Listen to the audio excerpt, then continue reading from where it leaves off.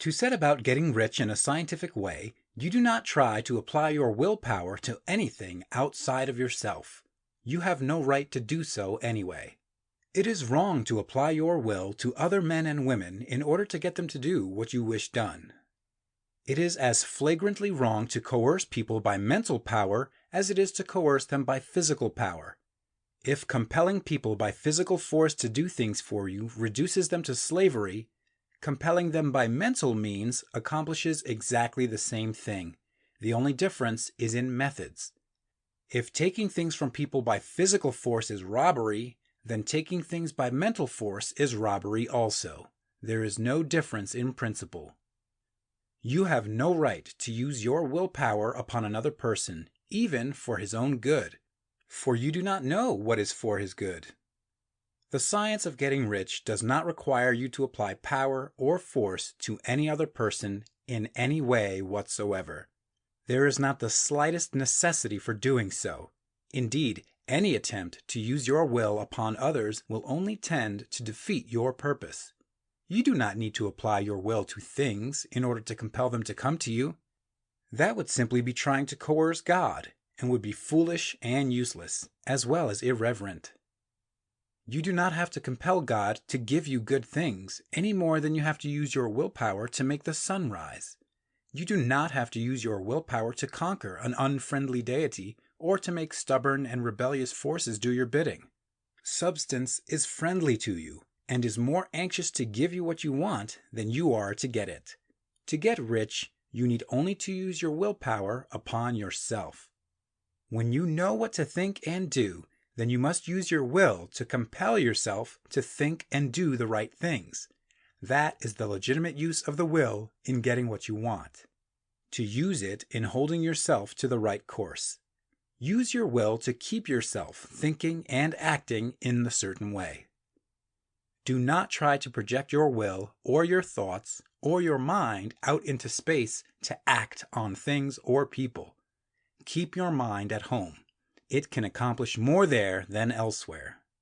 Use your mind to form a mental image of what you want, and to hold that vision with faith and purpose, and use your will to keep your mind working in the right way.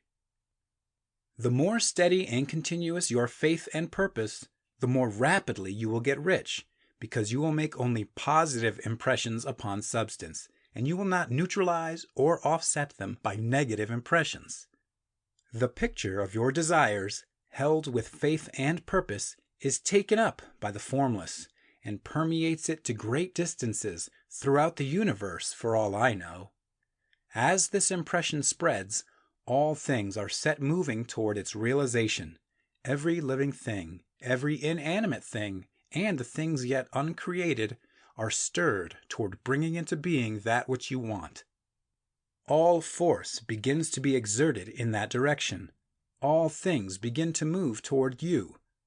The minds of people everywhere are influenced toward doing the things necessary to the fulfilling of your desires, and they work for you unconsciously. But you can check all this by starting a negative impression in the formless substance. Doubt or unbelief is as certain to start a movement away from you as faith and purpose are to start one toward you. It is by not understanding this that most people who try to make use of mental science in getting rich make their failure. Every hour and moment you spend in giving heed to doubts and fears, every hour you spend in worry, every hour in which your soul is possessed by unbelief, sets a current away from you in the whole domain of intelligent substance. All the promises are unto them that believe, and unto them only. Notice how insistent Jesus was upon this point of belief, and now you know the reason why. Since belief is all important, it behooves you to guard your thoughts, and as your beliefs will be shaped to a very great extent by the things you observe and think about, it is important that you should command your attention. And here the will comes into use, for it is by your will that you determine upon what things your attention shall be fixed. If you want to become rich, you must not make a study of poverty. Things are not brought into being by thinking about their opposites. Health is never to be attained by studying disease and thinking about disease. Righteousness is not to be promoted by studying sin and thinking about sin, and no one ever got rich by studying poverty and thinking about poverty. Medicine as a science of disease has increased disease.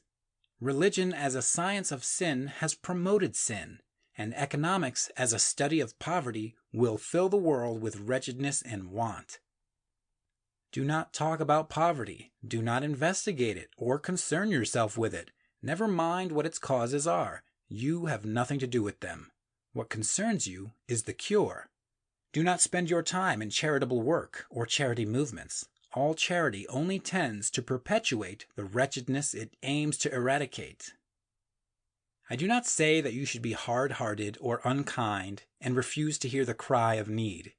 But you must not try to eradicate poverty in any of the conventional ways.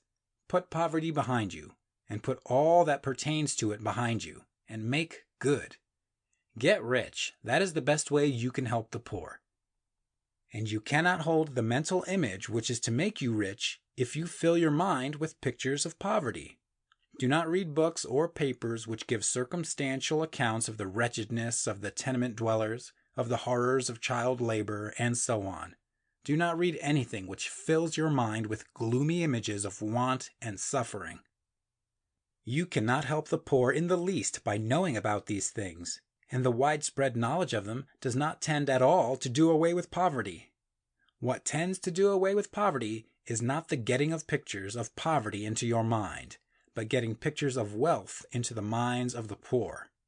You are not deserting the poor in their misery when you refuse to allow your mind to be filled with pictures of that misery. Poverty can be done away with not by increasing the number of well-to-do people who think about poverty, but by increasing the number of poor people who propose with faith to get rich. The poor do not need charity. They need inspiration. Charity only sends them a loaf of bread to keep them alive in their wretchedness, or gives them an entertainment to make them forget for an hour or two. But inspiration will cause them to rise out of their misery. If you want to help the poor, demonstrate to them that they can become rich. Prove it by getting rich yourself. The only way in which poverty will ever be banished from this world is by getting a large and constantly increasing number of people to practice the teachings of this book. People must be taught to become rich by creation, not by competition. Every man who becomes rich by competition throws down behind him the ladder by which he rises and keeps others down. But every man who gets rich by creation opens a way for thousands to follow him and inspires them to do so. You are not showing hardness of heart or an unfeeling disposition when you refuse to pity poverty, see poverty, read about poverty, or think or talk about it, or to listen to those who do talk about it. Use your willpower to keep your mind off the subject of poverty and to keep it fixed with faith and purpose on the vision of what you want.